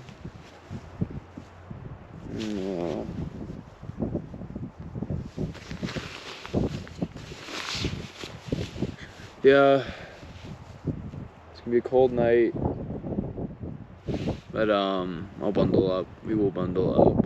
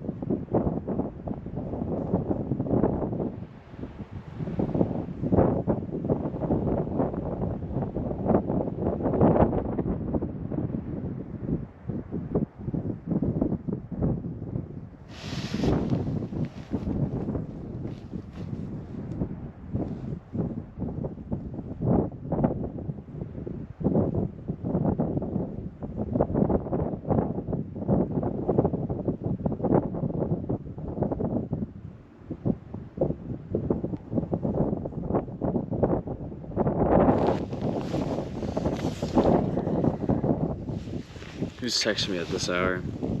It's just my emails.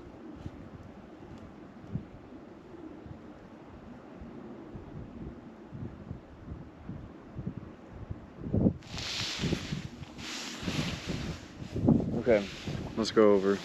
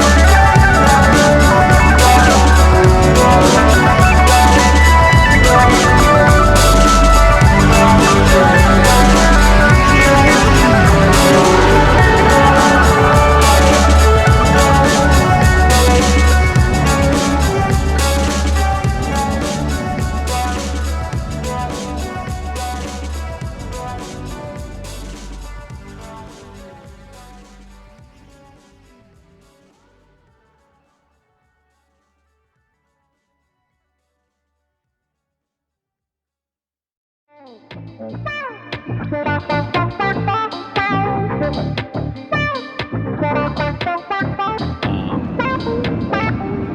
so I think it's really interesting that James and I met that one guy, Jim, who was like ecstatic to see us, to get to meet us.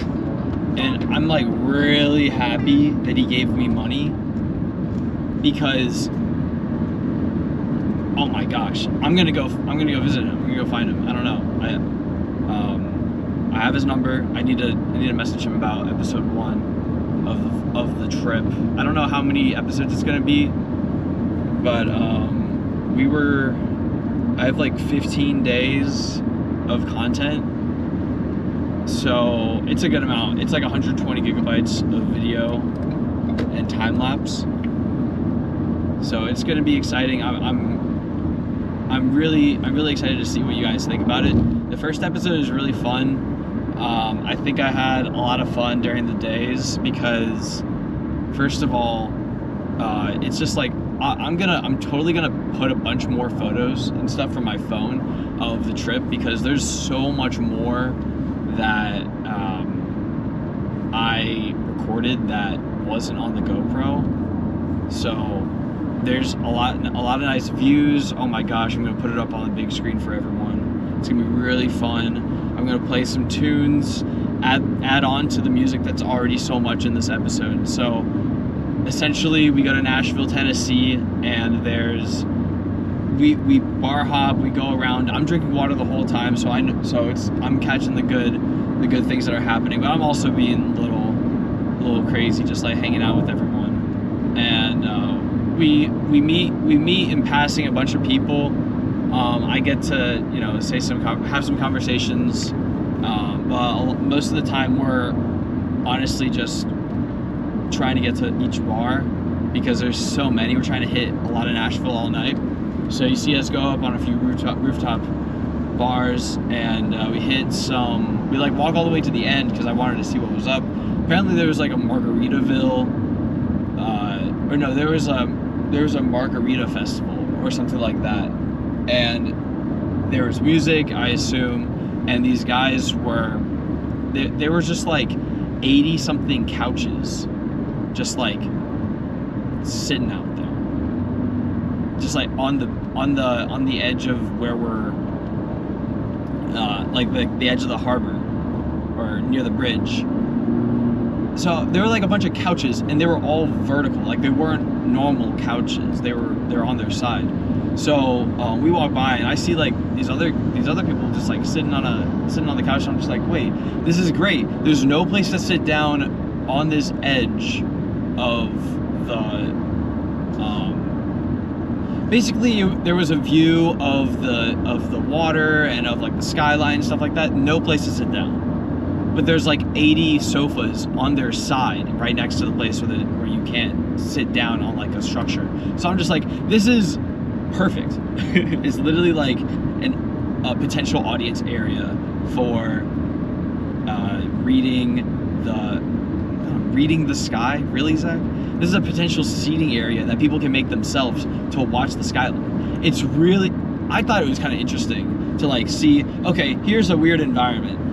These guys are packing up sofas used for the VIP at this margarita festival, and they're not allowing people to sit on them because, I guess, cleanliness stuff, or because it's like, come on, you're gonna have to tell a bunch of people to get up after moving them. But also, think about it, like, what are the effects of the system that we work in right now? Like, at the end of the video, there's people that like tell us to like leave.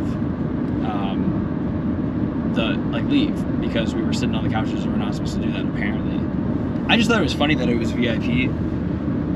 That there were like VIP seats, and they're just like no, nobody can sit on them. So we like turn them to the side, don't let them, and then people still like I pushed it down. Oh, I didn't push it down. I moved it and I placed it, and then I sat there respectfully because, you know, it's just a sofa. And it's not like they were like fancy sofas. No, they were all the same mass-produced, like flat sofa, little cushion. Bro, if the cushion wasn't there, it wouldn't be comfortable. Like, it's just mass produced. It's a mass produced artifact, and it's like, oh no, the only people that pay me money can sit in this. Like, what the, like, that's crazy, bro. Like, I should have just handed the guy like a 20 or something like that. Just been like, hey, yo, let me sit here, because people like that.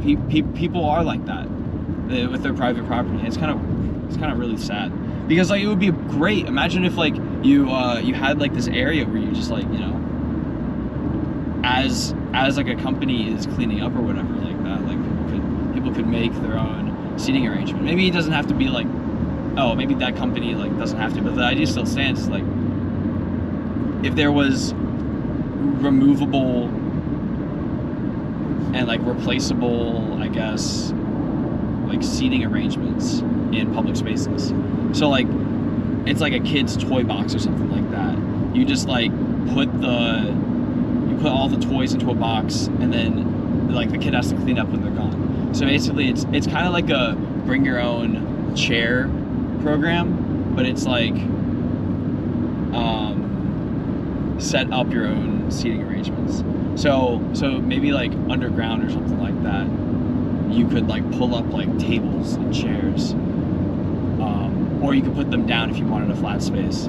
I think those kinds of ideas are really cool, like the chairs that you pull up from the ground. But what I'm also saying is that you should be able to pull up a chair, but then be able to move it. So yeah. Anyway, so that was just like interesting to learn.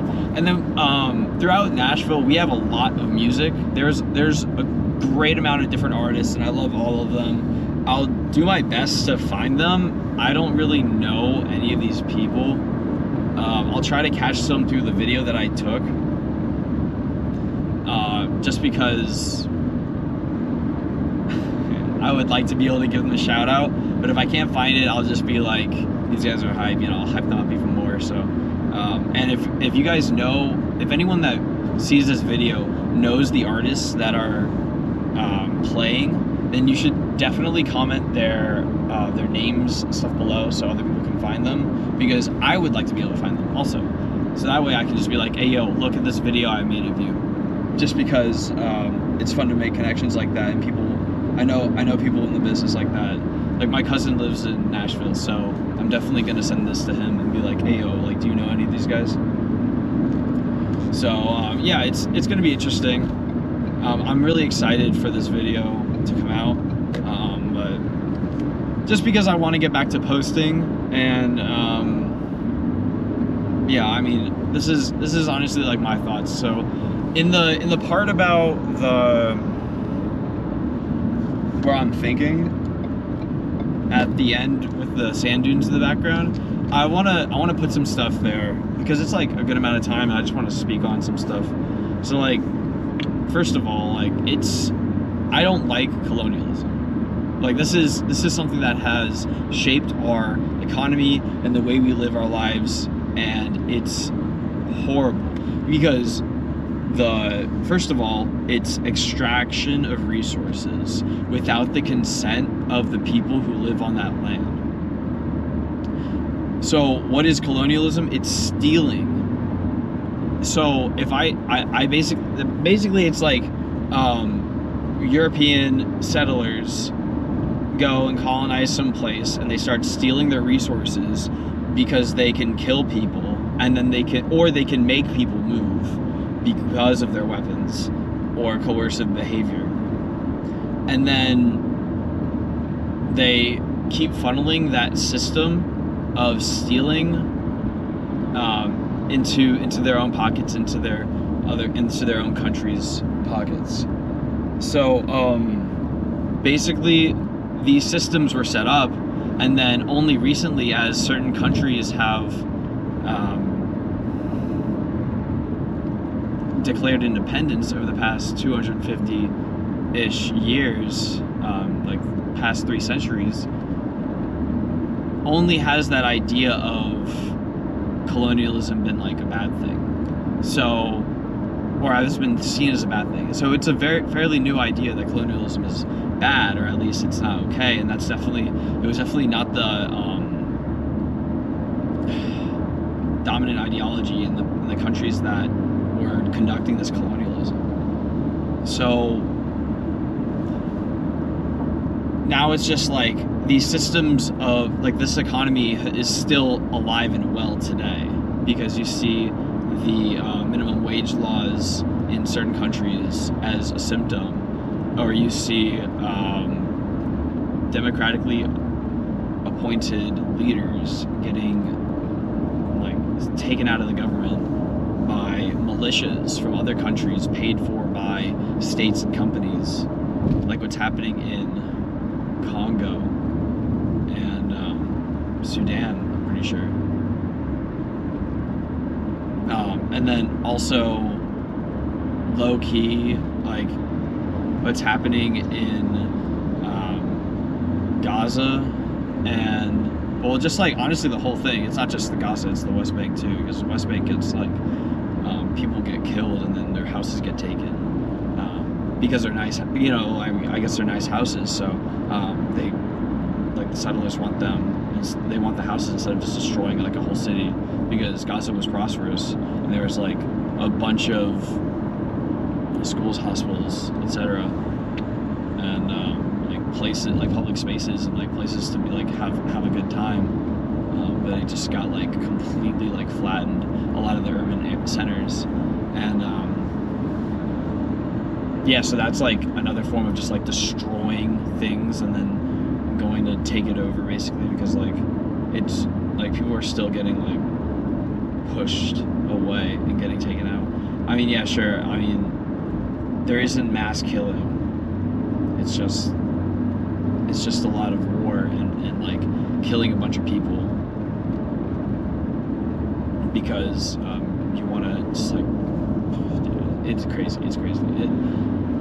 So these are the effects of colonialism, and colonialism is just like people trying to steal stuff from one another, and because like I can colonize your stuff if I steal it, like it's mine, I can like, you know, onto it, and you're not gonna want it anymore, or I can like destroy it, then you're not gonna want it anymore because it's not the same thing, because I destroyed it, unless you want to fix it, which is completely fair.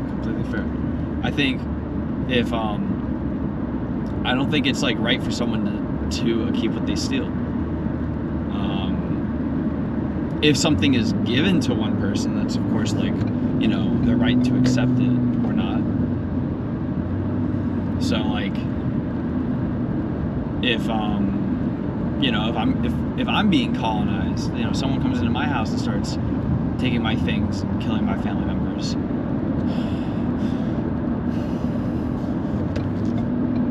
I get so fucking pissed. I get so mad. I don't have to accept it, but I have the right to choose not to accept it.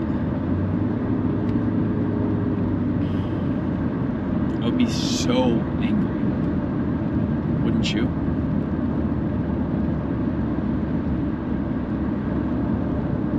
I would be so angry. How do you think people feel when they're colonized? You should try imagining someone coming into your house and killing your family members, stealing your land, killing your sons, keeping your wife. That's what happens. It happens all the time. It's happening right now. And I'm on this trip where I'm just... Alright, so SD card was full on that one. I'm just switched to the other one. I got 30 minutes left on this. Let's see how long I got. Alright, so like... it's really messed up, honestly. So it's really messed up, and colonialism has led to the current systems we have today. Okay, so how do you think you can get really cheap shit off Temu, right? Or like Shein, or any of the fast fashion brands? First of all, you shouldn't be buying fast fashion because it contributes to 10% of all global warming emissions. Also, like, methane is pretty fucking bad, but like, let's not, whatever, that isn't the conversation. First of all, also, I'm driving across the U.S. and I'm like emitting a lot of a lot of greenhouse gas emissions. So unfortunately, I contributed a good amount. We drove a lot, and I'm driving back right now. So like I'm really, I mean, I don't know. I'm gonna grow some plants. Hopefully my garden's doing well, and plant a bunch of trees. So it's the systems of production that we have to look at to see if slavery isn't, you know, a thing anymore. We have to see if it isn't. So, why is Haiti in debt? Look that up. Look that up if you don't know already. Okay, now, Haiti is in debt to France. All right, and France has a very interesting reason why it is debting, why it thinks that Haiti has debt to it. Do the French, do the French still consider Haiti to be in debt to them? If they are, then I would like to know how much, and if they are, then I would like to know why Haiti is still in debt to them. You can answer that question on your own. If you don't know, I don't want to spell it out. It's horrible. It's horrible to think of. But it is indirect characterization. That is all I have to say about France. Honestly, like when I meet French people who are French, I will ask them that, and ask them why they still think they if they still like their system of development and their government. There's a bunch of other things. Essentially, these systems of imperialism that we have now developed. First of all, Star Wars, the Imperial Army is horrible, like, obviously. So, like, why don't we say no to imperialism today? If you agree with Star Wars, and then you also agree with the current day's systems, then that right there, my friend, is a contradiction of your morals. If not, then we can talk about something, but we can talk about more. But that is, I'm pointing out a contradiction. Very, very easy contradiction, because it basically shows that you yourself are okay with your economy stealing from someone who's only, a few tens of thousands of miles away. Not even that. Like, that's first of all, the internet allows you to be anywhere as long as there's a camera, thanks to the technology that we have. At any time that the camera was that recorded, so you can watch it in the past. So here is the thing. Are you okay with stealing from people? Do you think stealing from people is right if you will never meet them? Because, my friend, if I asked you to press a button and somewhere else in the world would die, but you get money or something like that, or nothing would happen to you, would you press it? If you don't say yes, then you're lying to yourself. Because every single one of us does it today without our consent. Doesn't matter what you say, it's getting pressed. Chew on that for a little bit. It's fucking horrible. It is the greatest scam in forever. That's like that is something that I've just come to realize, and it's layers of contradictions on layers of contradictions that obscure the truth, because the truth is because the reasons for the truth are arbitrary. It happens because people have the power to do it, and then they rationalize it afterwards to give it reason, to give it the guise of reason, which is false. It is false reason to do something and then to rationalize it. In order to be reasonable, you must think about it, give it reasons to exist, and then make it so. That is how you create truth. That is how you create anything. Michelangelo said he revealed the people from within the marble. That is reason incarnate. When you reveal something from the raw material. So that's why like cars are a reasonable thing to create, because they do so much. But also maybe there's another added reason on top of them that should be, I don't know, changed a little bit from our mode of transportation. Like, I don't know, like cars are great on a short-term scale, I think, in certain aspects, but on long-term scales, wholly inefficient. Why is each individual person driving themselves and using so much energy for each of them?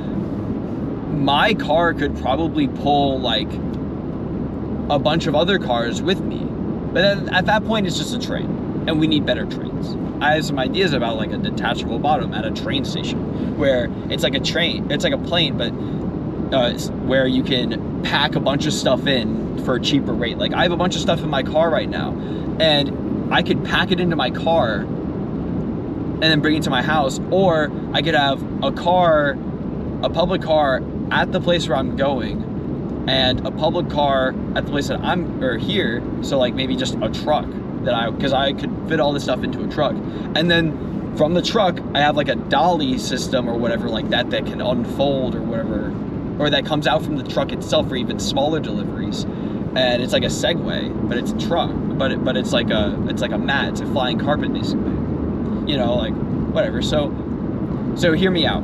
From the house, you have a flying carpet to put things on, and then to wheel it to the truck, that has like the flying carpet as its bed, and